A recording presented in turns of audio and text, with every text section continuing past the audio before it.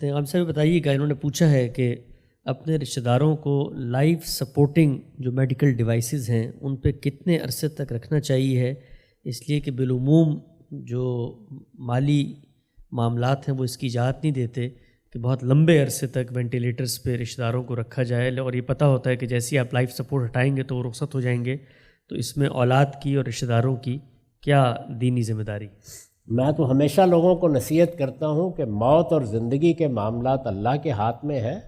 آپ کو اپنے طبیب یا ڈاکٹر سے یہ پوچھنا چاہیے کہ کیا علاج ممکن ہے. جس وقت علاج ختم ہو جائے پھر معاملہ اللہ پر چھوڑ دینا چاہیے. یہ خود لوگوں کو اپنے بارے میں وصیت کرنی چاہیے اور اعزہ اقربا کو بھی اسی اصول پر فیصلہ کرنا چاہیے.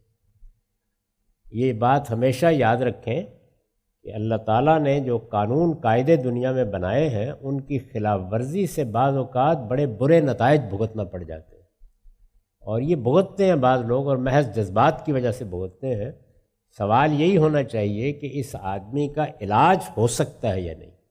اگر طبیب کے پاس علاج ہے تو آخری دم تک علاج کرنا ہے، یعنی علاج سے ہاتھ ہم نہیں اٹھائیں گے. لیکن محض زندہ رکھنے کے لیے کوئی آلات پر آپ بھروسہ کریں، کوئی ضرورت نہیں ہے اس کی. علاج کے لیے وقفہ چاہیے اور کسی آلے کے ذریعے سے آپ مدد لیتے ہیں تو یہ بالکل ٹھیک ہے. جب یہ معاملہ ختم ہو گیا بس اس کے بعد آلات کو الگ کر کے اس پروردگار کے سپرد کر دیں. وہ چاہے گا تو زندگی دے گا اور چاہے گا تو لے جائے گا.